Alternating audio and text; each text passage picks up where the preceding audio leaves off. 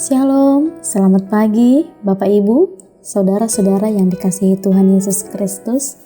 Puji Tuhan, pagi hari ini kita akan bersama-sama membaca dan merenungkan firman Tuhan. Mari kita berdoa. Bapa di surga, terima kasih untuk kebaikan dan kemurahan Tuhan yang memberkati dan memelihara hidup kami. Kami bersyukur Tuhan memberkati kami sepanjang kawal malam dalam istirahat kami. Dan pagi hari ini Tuhan membangunkan kami lagi. Sebelum kami beraktivitas sepanjang hari ini Tuhan, kami rindu untuk membaca dan merenungkan firman-Mu. Dalam nama Tuhan Yesus Kristus kami berdoa. Amin.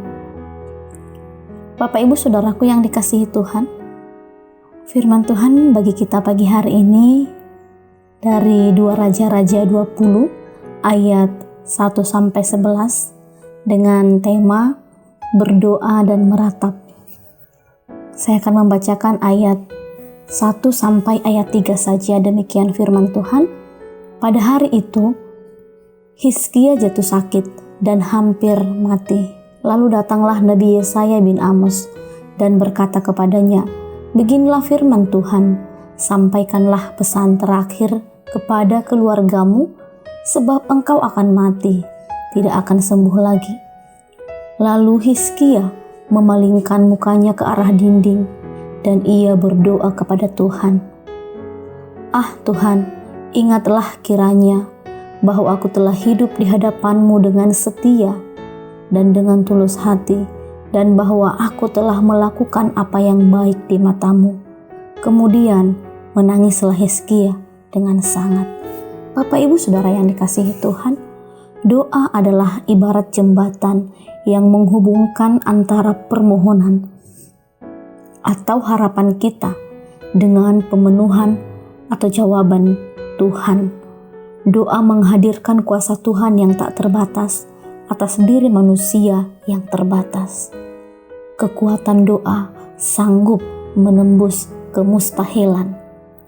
Seberapa besar intensitas kita mendirikan tembok-tembok doa? Acap kali kita hanya berdoa secara liturgis dan bukan merupakan ratapan dari dasar hati yang terdalam. Saudaraku yang terkasih, di masa-masa sulit seperti ini, hamba-hamba Tuhan perlu berdoa agar umat yang digembalakannya tetap terpelihara. Keluarga-keluarga Kristen perlu sekali membangun tembok doa, sebab tembok doa itu merupakan benteng. Makna dasar kata Ibrani untuk benteng atau pertahanan ialah tempat yang tidak bisa ditembus, tidak dapat dicapai. Benteng doa akan melindungi kita dari serangan iblis dan berbagai macam persoalan. Dalam kitab 2 Raja-Raja 20 ayat 1-11 ini menceritakan kisah Raja Hizkia. Suatu ketika Hizkia jatuh sakit dan bahkan Tuhan mengutus Nabi Yesaya untuk menyampaikan pesan kepadanya. "Sampaikanlah pesan terakhir kepada keluargamu, sebab engkau akan mati dan tidak akan sembuh lagi." Mendengar hal itu, segeralah Hizkia memalingkan muka ke arah tembok dan berdoa kepada Tuhan disertai dengan ratapan, tanda bahwa ia berdoa dengan sungguh-sungguh. Walaupun Tuhan telah menentukan Hizkia untuk mati, tapi oleh karena kekuatan doa yang disertai dengan ratapan, Tuhan bisa mengubahkan keputusannya. Dalam ayat 4-6, tergeraklah hati Tuhan untuk menolong dan memulihkan Hizkia.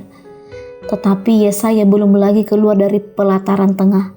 Tiba-tiba datanglah firman Tuhan kepadanya, "Baliklah dan katakanlah kepada Hizkia, raja umatku, beginilah firman Tuhan Allah Daud bapa leluhurmu. Telah kudengar doamu dan telah kulihat air matamu. Sesungguhnya aku akan menyembuhkan engkau. Pada hari yang ketiga engkau akan pergi ke rumah Tuhan. Aku akan memperpanjang hidupmu 15 tahun lagi, dan aku akan melepaskan engkau dan kota ini dari tangan Raja Asyur. Aku akan mewagari kota ini oleh karena aku dan oleh karena Daud hambaku." Luar biasa karya Tuhan dalam kehidupan Hizkia. Tuhan menyembuhkan Hizkia, bahkan memperpanjang umurnya 15 tahun lagi. Saudaraku yang terkasih, doa Hizkia bukanlah doa yang asal-asalan yang terucap, namun ini adalah doa yang tulus, sebagaimana dirinya hidup di hadapan Tuhan. Antara hidup yang dijalani dengan doa yang disampaikan kepada Tuhan, itulah adanya. Tidak ada yang bertolak belakang antara doa dengan kenyataan hidupnya. Di sini kita dapat melihat bagaimana Tuhan begitu menghargai kesungguhan dari doa orang yang tulus hidup dalam firman Tuhan. Raja Hizkia merupakan perwujudan perkataan Tuhan Yesus.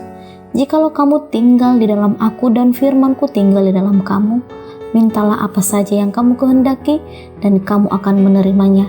Dalam Yohanes 15 ayat 7. Allah mendengar doa bukan karena kita baik dan saleh, melainkan karena persekutuan kita dengan Tuhan Yesus. Doa orang yang benar bila dengan yakin didoakan sangat besar kuasanya. Mari kita belajar hari ini untuk datang kepada Tuhan dengan penuh ketulusan kerendahan hati, meratap di hadapan Tuhan atas segala persoalan hidup kita. Tuhan Yesus memberkati kita. Amin. Kita berdoa.